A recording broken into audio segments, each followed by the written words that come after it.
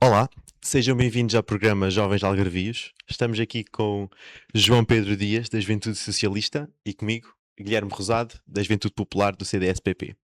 Temos hoje dois temas para debate. Um é a habitação e o outro é o planeamento urbanístico face às alterações climáticas. Para além disso, no fim, vamos ter também um minuto livre para podermos discutir temas que nos interessem. Para começar, vou passar a palavra aqui ao meu colega de debate, João Dias, da Juventude Socialista, para ele começar a falar sobre a habitação. Bom, obrigado, Guilherme, e efetivamente vamos iniciar por este tema que é um tema tão atual, que é da habitação. Dar só a nota que hoje somos aqui só dois representados, infelizmente os restantes dois que deveriam participar hoje por motivos pessoais não conseguiram estar presentes, mas penso também conseguimos aqui ter um bocadinho mais tempo para nos expandirmos e para falarmos sobre aqui dois temas que tanto pano para mangas dão. E falar aqui um bocadinho sobre este tema da habitação, e vou começar por falar no âmbito nacional e depois restringir-me um bocadinho mais ao Algarve, mas este é um problema que eu considero que é efetivamente a grande crise dos nossos tempos e a grande crise da nossa geração. Nós olhamos para dados da União Europeia e verificamos que neste momento Portugal é o país da União Europeia onde os jovens mais tarde saem de casa dos pais, ou seja, somos o país da União Europeia onde os jovens mais tarde se conseguem emancipar efetivamente. E estamos a falar numa média dos 30 anos, ou seja, muitos dos jovens do nosso país estudam, fazem o ensino superior, conseguem arranjar o primeiro emprego, muitas vezes até já estão no segundo emprego e só aí é que conseguem efetivamente comprar uma casa, só aí efetivamente é que conseguem ter a sua casa própria. E isto é um problema que nos deve alarmar, tanto aos nossos governantes como a todos nós, e principalmente a nós jovens, porque é um problema que nos afeta especialmente. E antes, durante muito tempo se falou sobre o problema da habitação, não é um problema todo novo, mas a habitação sempre se falou como um problema para os mais pobres, para as pessoas que tinham mais dificuldades, e continua a ser, agora ainda mais grave, mas continua a ser efetivamente um problema para aqueles com menos capacidades económicas.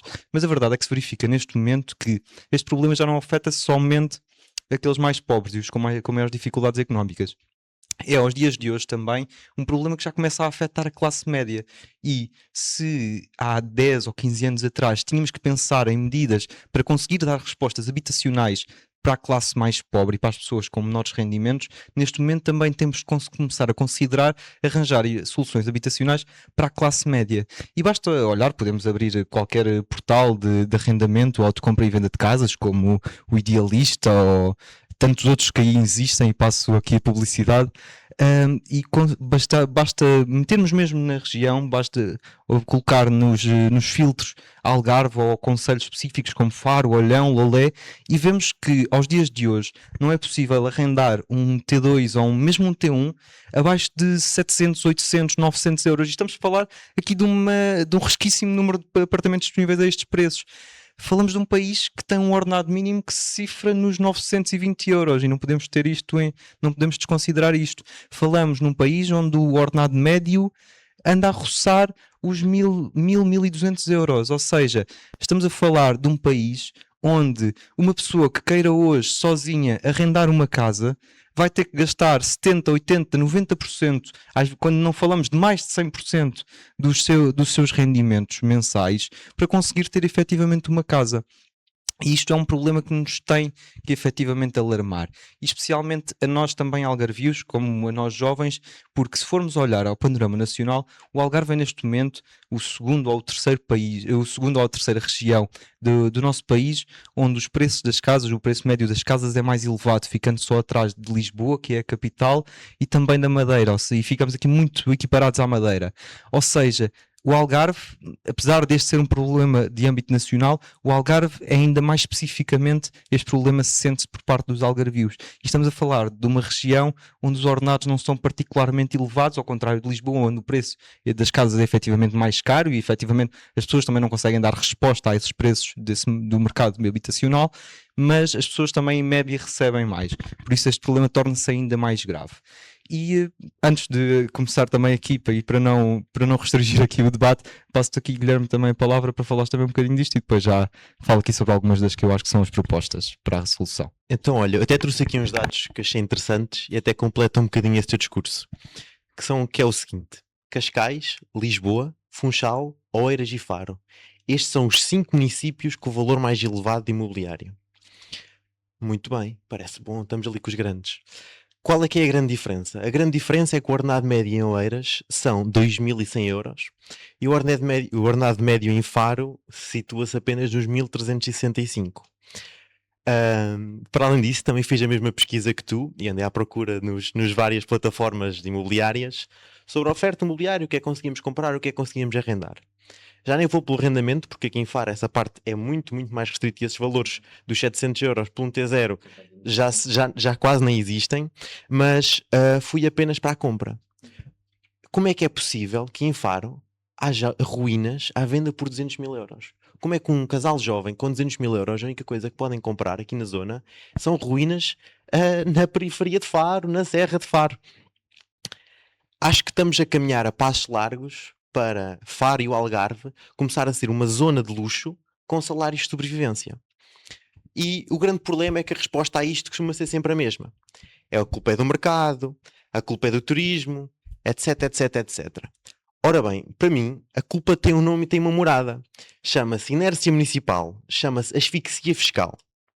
A solução tem que passar não apenas por mais burocracia, nem por falsas promessas da construção de habitação pública que depois demoram 10 anos só para sair do papel.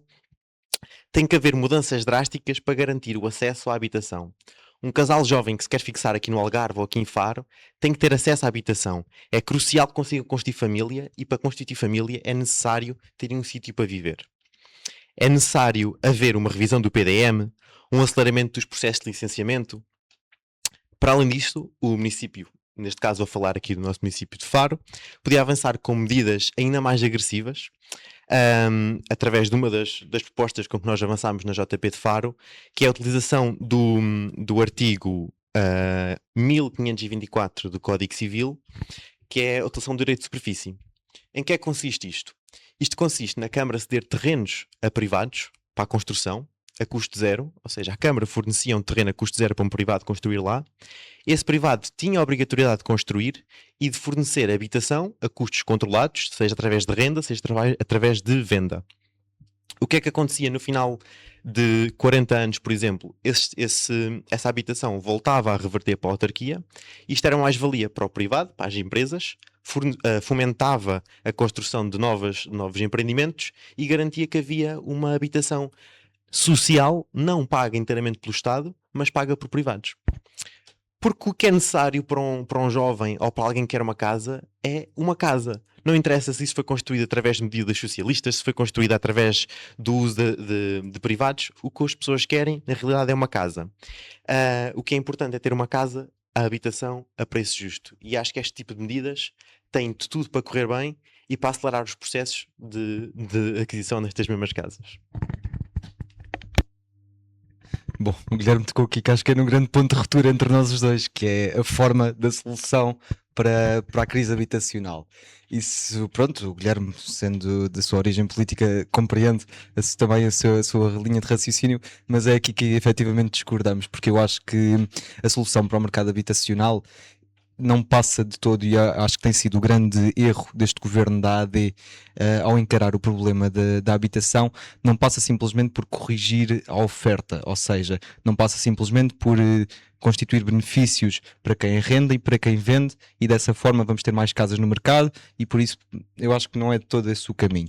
E verifica-se que as medidas, obviamente que ainda tem muito pouco tempo de eficácia, as medidas que o governo apresentou, e não consegue-se ainda ter dados certos sobre quais serão efetivamente os efeitos que isso terá no mercado, mas eu acho que temos já aqui um grande lastro em termos de não aplicarmos medidas sobre o mercado e deixarmos o mercado do arrendamento e do imobiliário livre para conseguirmos tirar aqui algumas conclusões. E eu acho que efetivamente as soluções passam, e isto não é necessariamente uma solução socialista ou uma solução de esquerda, uma solução estatal. Há países liberais, como a Suécia, que se olham aos dados e, comparativamente a Portugal, têm uma taxa de habitação pública e social muito maior que a portuguesa.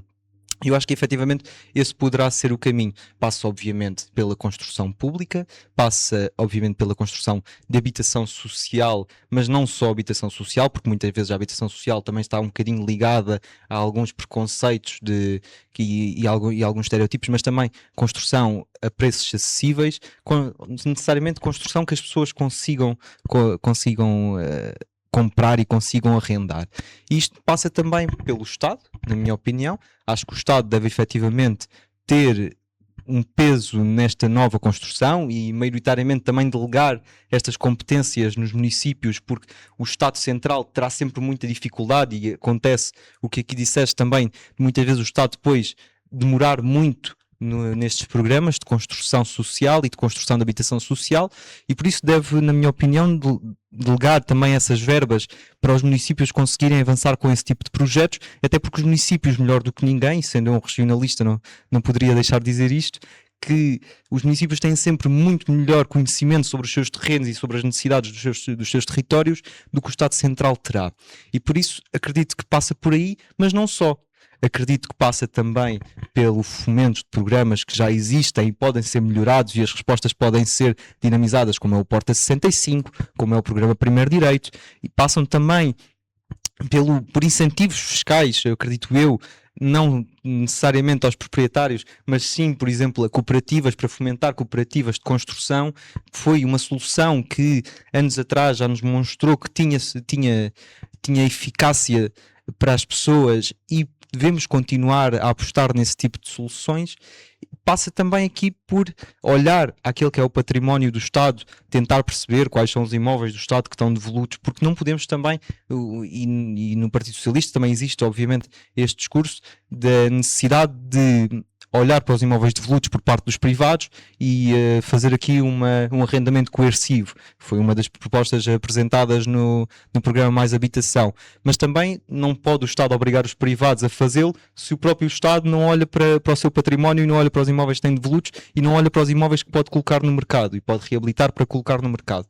E por isso acho que passa aqui por um conjunto de medidas que não poderão ser nunca só a contribuir os benefícios fiscais para os proprietários e para uma ideia errada que se tem sobre o mercado habitacional, como acho que é, sinceramente, a que a AD tem tido sobre os problemas da crise habitacional. Olhando, por exemplo, para a medida da consideração de rendas moderadas até 2.300 euros. Basta ter consciência sobre Portugal em que vivemos e percebe-se que uma renda moderada nunca poderá ser 2.300 euros porque um português médio nunca conseguirá pagar 2.300 euros por uma casa.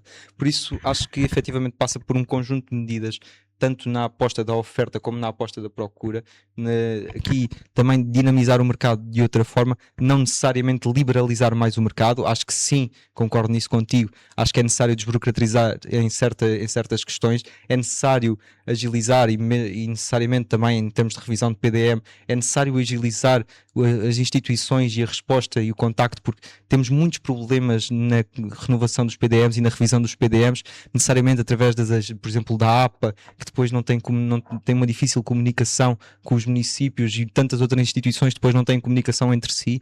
É necessário repensar também isso e por isso é necessário fazer, para resolver este problema da habitação, que é uma crise, efetivamente, é necessário também repensar um bocadinho o nosso sistema político no sentido de que forma podemos agilizar todo este processo. Agora no fim tocaste agora num ponto que eu achei muito interessante. Falaste deste problema da habitação como uma crise. E tal em qual como em qualquer outra crise, às vezes temos que tomar medidas um bocadinho mais drásticas do que o normal. Nós não somos de todo contra a relação de habitação social.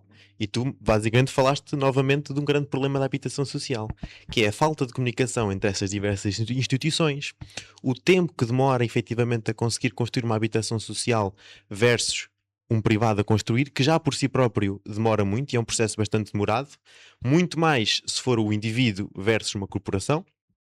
É muito mais fácil para uma grande empresa construir 2 ou 3 prédios num terreno grande do que para ti, se calhar, construir uma casa, tens que lidar com todos os processos na Câmara, etc, etc, etc. Porém, como tu também disseste, o problema da habitação não se pode resolver apenas com tijolo e cimento. É muito mais complexo do que apenas construir. Há que preservar e restaurar o património que nós temos. Para isso, não concordo a 100% com uma das tuas opções de tentar retirar a propriedade privada ao indivíduo ou obrigar a arrendar ou reestruturar alguma coisa desse género. Obviamente que há maneiras e há processos para conseguirmos que esse fim se atinja na mesma. Através de ajudas, através de redução de impostos para pessoas que querem voltar a reconstruir imóveis que estejam devolutos. Mas para isto, primeiro temos que executar um mapeamento das habitações devolutas, tem que haver benefícios económicos para a reconstrução destas mesmas habitações, bem como apoios para proprietários ou condomínios que requalifiquem ou renovem, por exemplo, as suas fachadas. Porque não se trata apenas de ter uma habitação, ter um teto sobre a cabeça, trata-se também de ter uma habitação de qualidade. E se formos nós a seguir dar aqui uma volta à volta da cidade, vamos ver imensas e imensas habitações devolutas, e isto liga-se mais uma vez com o que eu falei no início. Como é que se justifica que uma habitação devoluta que está no chão que custe 200 mil euros? Não faz sentido nenhum. Para além disto, aqui em Faro temos outra problemática, que é, temos uma cidade que vive de costas para o mar, e para além de viver de costas para o mar, é também sufocada por uma linha férrea que atravessa a cidade por completo. E isto traz muitos problemas, desde uma zona ribeirinha que não se pode expandir para a frente porque tem uma linha de ferro a cortar, de uma doca que quer ser marina, mas não pode ser marina porque não entram barcos grandes. E, aliás, a entrada e saída de qualquer embarcação da doca de Faro está limitada às marés. Isto não cabe na cabeça de ninguém. Hoje em dia isto ainda ser um problema.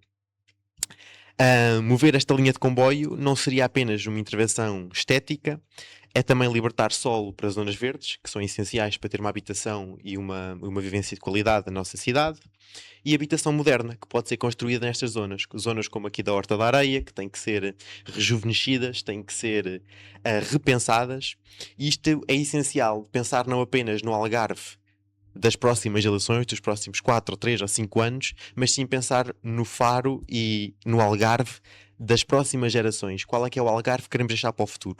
E temos que pensar nos desafios que o futuro vai ter, não apenas dos desafios que tivemos no passado, que é o que se vive neste momento. Sim, nisso eu concordo contigo e fazer aqui um esclarecimento. Não estou aqui em modo PCP, não acho que se deva aqui nacionalizar e expropriar os privados de todo, não foi nada disso que eu quis aqui dizer, e se passar essa intenção também não era a minha intenção. O que eu digo aqui, e eu acho que efetivamente deve acontecer, é nestes casos, e foi como tu mesmo o disseste, estando perante uma crise, é também necessário ter esta coragem política para assumir medidas para fazer face a esta crise. E eu acredito que efetivamente, e como já aqui disse, passa por um conjunto de propostas e não por nenhuma em específico. Não existe aqui, utilizando uma expressão que o Pedro Nuno Santos muito utilizou durante a sua campanha para as legislativas, não existe aqui uma bala de prata para responder à crise habitacional. A verdade é que tem que haver um projeto e tem que haver um plano concreto, ou seja, não pode passar só como tem-se visto e pelo menos o que se tem visto por parte do governo da AD tem sido maioritariamente olhar aqui para o lado da oferta e dos proprietários e criar incentivos fiscais para que estes coloquem as suas casas no mercado de arrendamento ou no mercado de compra e venda, no mercado imobiliário. Eu acredito que também tem que passar aqui por uma parte, o Estado também tem que assumir esse papel e ser o próprio Estado também a assumir a construção, bem sabendo que são obras que demoram mais tempo, o próprio Estado também tem que arranjar formas de agilizar, mas também é uma forma de criar efetivamente isso que aqui disseste, não uma obra eleitoralista, ou seja, Sabemos que a construção de casas e de habitação social não é uma obra imediata, muitas vezes são, principalmente quando falamos de obras de grande dimensão, são obras que vão perdurar para outros mandatos ou vão ser inauguradas por quem vier a seguir, mas também tem que se pensar, mais do que o eleitoralismo, tem que se pensar qual é que é as necessidades dos cidadãos e nos casos dos municípios, dos seus municípios, no caso do país, dos seus cidadãos. E eu acho que passa muito por isto, nesta ideia de darmos resposta à crise da habitação com propostas concretas, com ideias que perdurem pelo tempo e não com projetos políticos momentâneos. Ora bem, fizeram-se ouvir aqui propostas bastante boas sobre a crise da habitação, que efetivamente é um problema que vai afetar não só os jovens de agora, os jovens do futuro, mas também os nossos pais e avós, porque eles também precisam de uma habitação condigna e cada vez fica mais difícil fazer face aos aumentos dos custos deste bem tão essencial. Agora vamos passar a falar de outro problema também que nos afeta e vai nos afetar cada vez mais no futuro, que é o seguinte: cada vez mais o efeito das alterações climáticas faz-se notar, principalmente através do aumento da quantidade de fenómenos climatéricos extremos, como por exemplo cheias, incêndios, secas, e coisas do género. É crucial que o planeamento urbanístico faça face a estes cenários cada vez mais. Cada vez vai ser mais comum, ano após ano, termos mais inundações, termos mais períodos de chuva como tivemos este ano, e é necessário modernizar os sistemas para que façamos face a este tipo de problemas. É necessário modernizar os sistemas de tratamento de águas, a reestruturação dos sistemas de dragagens, de garantir que antes de cada chuvada haja um planeamento, garantir que as sarjetas e todo o saneamento esteja limpo para que a água esteja pronto a fluir. Para além disso, tem que se pensar também na criação de mais zonas verdes, garantir que o solo é permeável e não é tudo coberto de betão. Para além disso, tem que se pensar também na outra problemática, que é o nosso mar.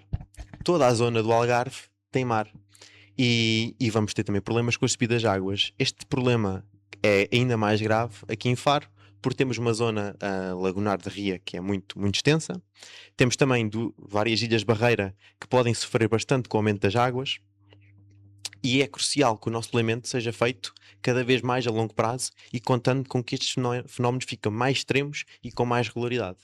Temos que pensar em agir e planear para que eles aconteçam e não apenas resolver quando eles acontecem.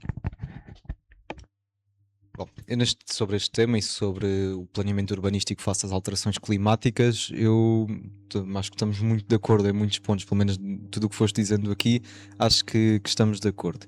E efetivamente, se houve coisa que este comboio de tempestades que infelizmente o país viveu num passado mês, se há coisa que nos ensinou é que o país, e aqui não restringindo só ao Algarve, o país não está efetivamente preparado para o que aí vem. E percebemos neste momento que se há uns anos atrás se falava na questão das alterações climáticas como um problema que iríamos ter que lidar no futuro, neste momento já se fala, temos que falar das alterações climáticas como um problema que estamos a viver hoje. É um problema atual. E aqui deveria fazer corar muitos membros da iniciativa liberal que diziam que a crise climática e as alterações climáticas eram um mito. Aí está a resposta e aí está a prova do que muitos vinham a alertar há tanto tempo sobre as consequências das condutas que andávamos enquanto sociedade a ter há muito tempo. E se há coisa que, principalmente a tempestade Christine, que afetou mais a zona de Leiria e também as cheias que afetaram a zona de Coimbra, se há coisa que nos ensinou é que temos de começar a repensar as nossas cidades, temos de começar a repensar a forma a gestão urbanística dos nossos municípios para conseguir dar resposta a estes fenómenos que cada vez serão mais recorrentes. E olhando aqui para o Algarve, nós passamos a perceber que temos o pior dos dois mundos, que é no inverno vamos passar a ter cheias recorrentes e no verão temos, como já atualmente nos acontece, seca. Ou seja, o Algarve tem que estar preparado para, num espaço de curtos meses, conseguir dar resposta estes dois fenómenos climatéricos e estes dois extremos a que está sujeito. E é por isso necessário começarmos também a pensar as nossas cidades dessa mesma forma.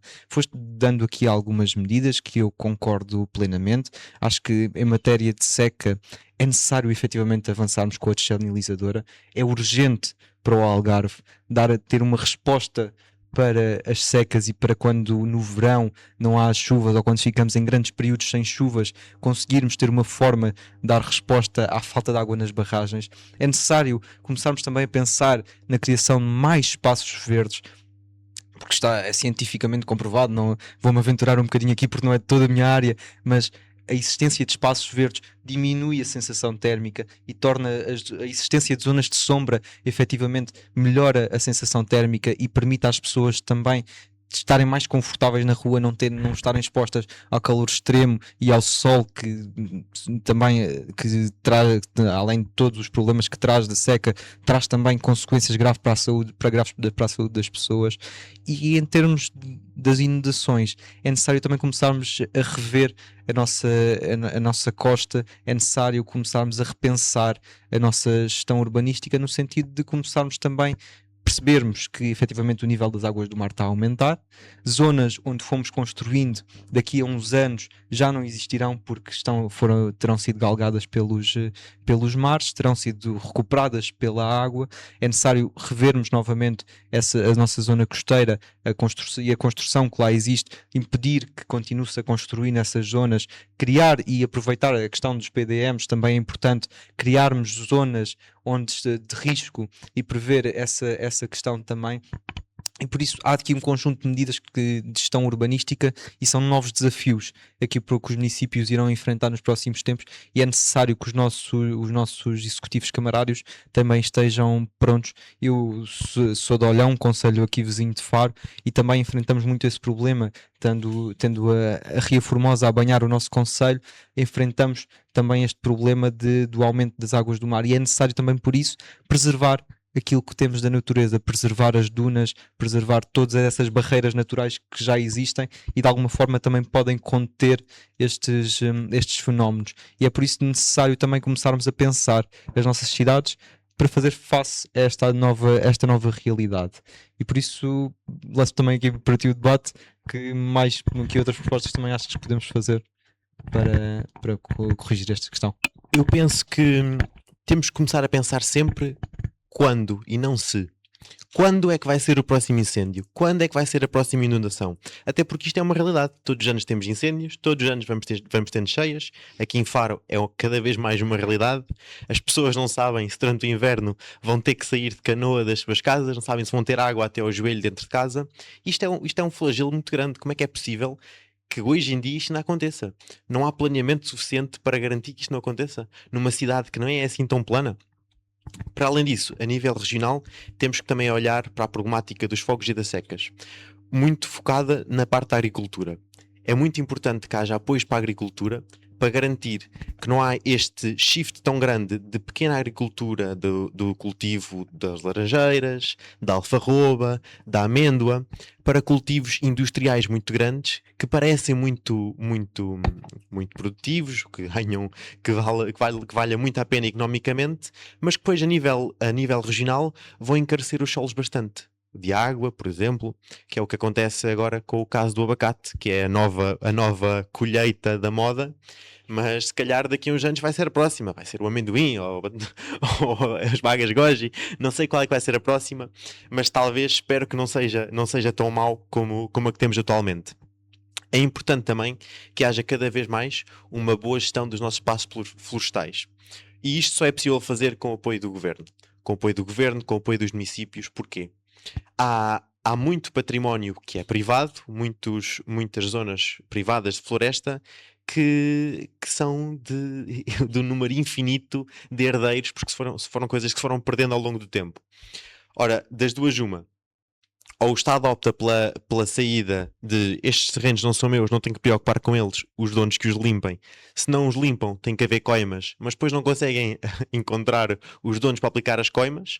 Ou então o Estado começa efetivamente a aplicar medidas que combatam e que promovam a limpeza dos terrenos, e isto pode ser feito de maneiras muito ecológicas, como através da introdução de certas espécies que acabem por limpar os terrenos, como por exemplo a utilização das cabras sapadoras, que é um dos projetos que andam a utilizar, em que usam animais que são ruminantes, estão sempre a comer, e acabam por limpando os terrenos de matéria orgânica combustível, deixando apenas as árvores que, em princípio, não fazem mal a ninguém. Para além disso, aqui na região do Algarve, devia-se investir mais, devia-se promover os cultivos típicos algarvios. O cultivo do medronho, o cultivo da alfarroba, de sobreiros, para garantir que estas árvores que pertencem-nos tanto e dizem-nos tanto, e têm uma história cultural tão grande aqui, primeiro, nunca vão desaparecer, vai sempre haver incentivos económicos para que elas continuem, e também para garantir que este tipo de árvores e de cultivos sejam boas para fazer como áreas de corta-fogo. Inclusive o Estado e certos municípios podiam comprar a privados certas zonas para fazer zonas de corta-fogo em que não se cresce nada, apenas áreas de colheita ou de sementeio. Isto seria não só bom para a prevenção de incêndios, mas mesmo para a quantidade de diversidade animal, seria bastante interessante. Para além disso, voltando agora aqui um bocadinho, falamos da serra, agora vamos falar outra vez do mar, que ainda por cima é a minha área. Gostaria de deixar um apelo direto ao teu camarada de partido, ao senhor atual presidente da Câmara, senhor António Pina, que cumpra aquilo que se comprometeu a fazer. Que foi o quê? Saber fazer. Era este o mote da sua campanha. Agora vou passar a citar, que é para não ser apanhado na curva. Comprometeu-se a cuidar da cidade e das freguesias. Falou de higiene urbana, de limpeza, de proteger a Ria Formosa e de valorizar a ligação de Faro às suas ilhas. Ora bem, minha pergunta é muito simples. Como é que estas belas ideias se alinham com o cenário de abandono que ainda se vê hoje na Praia de Faro? Como é que se justifica que, passados quase 2 meses destas tempestades que falámos, da Christine, etc., ainda existam estradas, parques de estacionamento enterrados, bem como casas que ainda têm areia por cima das janelas? Como empresa municipal, a Fagar, responsável pelas limpezas, que conta com 250 trabalhadores e com um corpo de bombeiros sapadores de cerca de 70 efetivos, pagos também pela Câmara, como é que é aceitável que ainda existem habitações cobertas de areia? Passados 2 meses, será que as pessoas da Praia de Faro não têm direito a uma habitação condigna e a limpeza?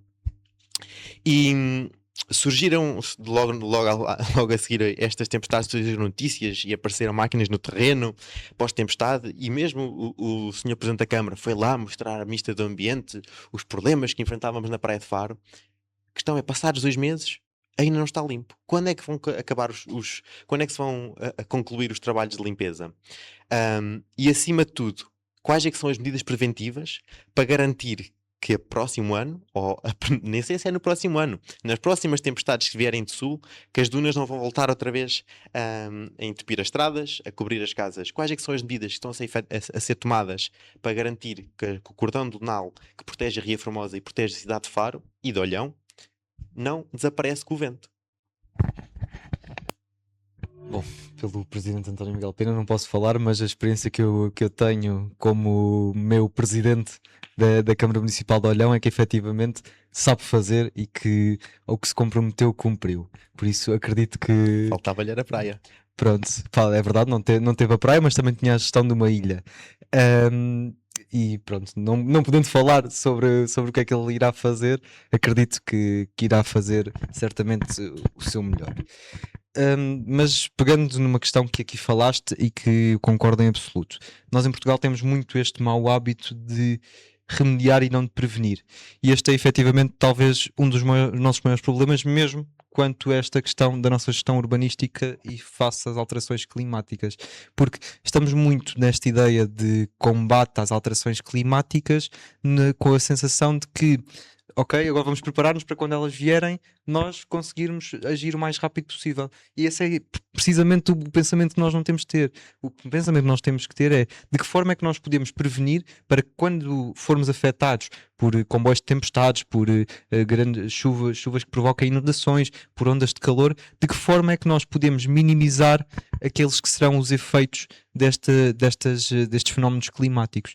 E é precisamente nesse sentido, e acho que os municípios também têm que se munir de pessoas especializadas nessas áreas para conseguir também ter uma resposta especializada, porque e isto baseia-se muito nesta questão. Nós não podemos olhar para a gestão municipal como se olhava há 20, 30, 40 anos atrás. É necessário que os nossos municípios sejam capazes e tenham também a perspicácia para se munir de pessoas qualificadas nessas áreas, para também dar às pessoas que já estão nos municípios a capacidade técnica e a percepção do que é que efetivamente é necessário adaptar, de que forma é que podemos adaptar as estratégias que existem, de que forma é que podemos. Porque nós não podemos simplesmente neste momento, e quando se fala nesta questão das alterações climáticas, percebe-se que há muito que foi feito de errado e há muita coisa. E, por exemplo, se no caso de Leiria ou de Coimbra, o que obviamente tragicamente houve muita destruição, mas também podemos olhar para aquilo no sentido positivo de pensar que há ali uma oportunidade de fazer diferente e há ali uma oportunidade de, quando se for reconstruir-se já a pensar na atualidade. A verdade é que felizmente nós no Algarve não fomos tão afetados por isso e não vamos deitar simplesmente a região abaixo e construir tudo de novo para dar resposta às alterações climáticas. Mas é necessário pensar formas de adaptar o que já temos e de que forma é que podemos adaptar a nossa região também a estes problemas que são atuais.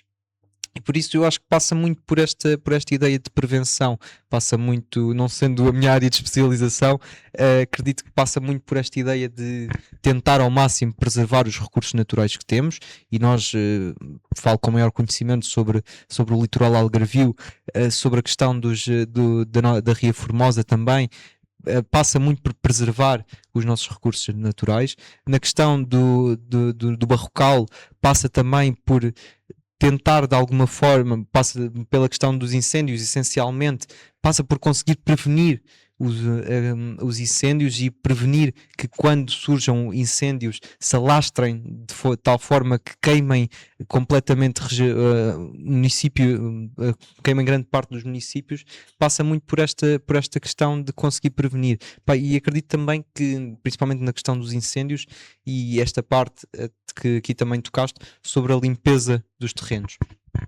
Efetivamente, os municípios não podem simplesmente obrigar as pessoas, ou não, em certos casos, em certas exceções que a lei prevê, podem obviamente fazer uma posse administrativa do terreno para fazer uma limpeza, mas isso é uma exceção à regra, e as pessoas também têm que ter essa consciência da limpeza dos seus terrenos e da necessidade da limpeza dos seus terrenos, mas o Estado também pode ter um papel, como tu disseste, nesse sentido. Acho que passa também por uma maior fiscalização.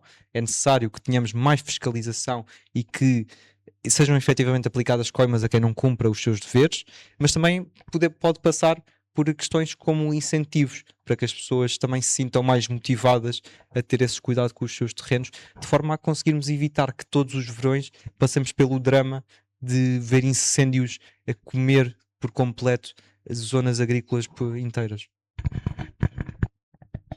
Ora bem, o Estado não pode, mas pode efetivamente fazer limpezas dos terrenos, até porque os privados fazem.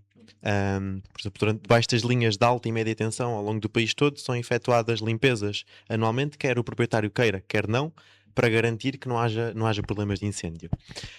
Só para acabar este tópico, acho que é excelente termos aqui duas opiniões de espectros políticos completamente diferentes, que vão muito, que afunilam muito na importância do planeamento contra as alterações climáticas e quais é que são os impactos que isto vai ter a nível urbanístico. Acho que é muito importante haver estas vozes que tentam mover o barco em conjunto para um lugar melhor, em vez de tentar embarcar numa disputa política apenas por uma diferença de ideais. Agora, em contraponto, para o momento final, provavelmente não vais gostar muito deste, mas eu queria falar de 3 projetos de lei que foram aprovados hoje. Acho que é um dia muito bom. Principalmente no projeto de lei número 479, que foi uma proposta do CDS para proteger a integridade das crianças. Mais uma vez, este partido mostra-se que está ao lado das famílias e que quer proteger as crianças. Então, este projeto fala sobre o quê? Proteger a integridade das crianças, proibindo a utilização de bloqueadores da puberdade e de terapia hormonal no tratamento da incongruência ou disforia de género em menores de 18 anos. Ora bem, apoiar uma proposta que reintroduz a obrigatoriedade do atestado médico e do diagnóstico de vários especialistas não é perseguir ninguém nem regredir no tempo. É garantir que a ciência e a medicina prevalecem sobre a experiência ideológica. Não se pode ignorar a biologia em nome da ideologia. O Estado tem o dever de legislar e com muito cuidado, especialmente onde o impacto é profundo. E isto é uma verdade ainda mais nas crianças. Não queremos que as nossas crianças sejam transformadas em cobaias apenas por uma ideologia woke. Para o meu Minuto da Liberdade, eu hoje trouxe um caso que nos chegou através dos telejornais na passada semana, que tem a ver com uma questão de alegada discriminação que existia no Colégio Privado dos Salesianos, em Manique. Este é um colégio privado em Cascais que tem um acordo institucional com o Estado, onde crianças que podem frequentar, não pagando a propina do privado, porque isto é um programa que existe com mais do que uma escola, e além dos salesianos, onde em áreas residenciais onde não existe outra escola, o governo paga essa propina. E o que nos trouxe os telejornais foi uma alegada discriminação que existia por parte da escola referente às refeições que eram providas às crianças, sendo que como se provou, as crianças que estavam lá pelo privado e pagavam a propina mensal tinham acesso a 3 opções de refeição diárias, e as crianças que estavam lá através do programa de acordo do governo com o colégio tinham apenas acesso a uma opção de refeição, e sendo que esta tinha condições, digamos, não muito recomendáveis para as crianças. Isto traz-nos a um debate que muitos têm falado, e não só neste caso dos salesianos, que tem a ver também aqui quanto à qualidade das refeições, tanto em escolas públicas como neste caso, se dão a crianças.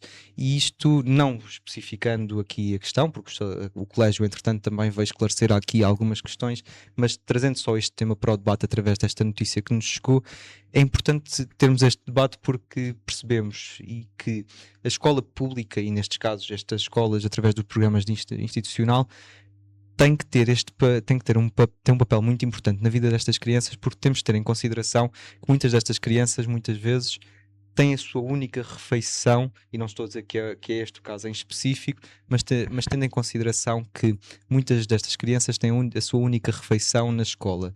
É preciso ter este cuidado acrescido quando se trata destas questões. Estamos a falar de crianças que, sem culpa nenhuma, nasceram em famílias mais carenciadas ou menos carenciadas, e não podemos permitir casos em que a escola seja um ponto de discriminação para as crianças.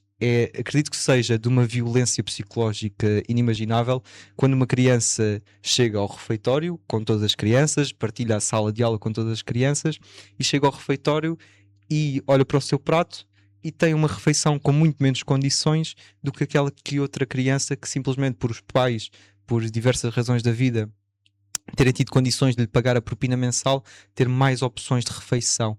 E é necessário também pensar isso nas escolas públicas. Aqui não se coloca a questão de uma criança ter mais do que a outra, mas é necessário, e há muitas escolas que já o fazem, mesmo durante as férias, abrem as suas cantinas para que crianças com menos condições económicas possam continuar a fazer as suas refeições nas escolas, mas é necessário reforçarmos esta ideia da necessidade de termos qualidade nas cantinas escolares. É necessário que os municípios tenham muita atenção a estas questões. Eu pessoalmente sou da opinião que não devemos delegar estas questões em caterings, e ser pessoas contratadas nas escolas a confeccionar as refeições garante normalmente sempre maiores padrões de qualidade, e acho que é necessário efetivamente que os municípios, e hoje podemos alongar aqui mais um bocadinho, que os municípios tenham muita atenção a esta questão para garantir que as nossas... E pensar também nesta questão das refeições, e sobre esta questão ouvia um podcast onde falavam também sobre este assunto. É necessário perceber que as cantinas, além das salas de aulas, as cantinas também podem ter uma componente letiva para as crianças, porque numa geração em que temos tão maus hábitos muitas vezes alimentares, é necessário também que as crianças muitas vezes aprendam na escola o que é só mais saudável, e a escola também deve ter esse papel também de poder prover às crianças uma refeição de maior qualidade e mais saudável. Por isso acho mesmo que os municípios devem ter mais atenção, e há muitos municípios que já o fazem, que procuram dar às suas crianças refeições de qualidade, mas os que ainda não têm tanta atenção a essa questão, é mesmo necessário que continuem a focar-se em melhorar as condições das cantinas para as crianças, para que estas também possam ter naquele momento, não sofram casos de discriminação como aconteceu nos salesianos, e que possam efetivamente também ter ali um refúgio de qualidade alimentar. Bom, chegamos então ao fim de mais um episódio de Jovens Algarvios. Obrigado a todos por nos terem assistido mais uma vez, e até daqui a 2 semanas.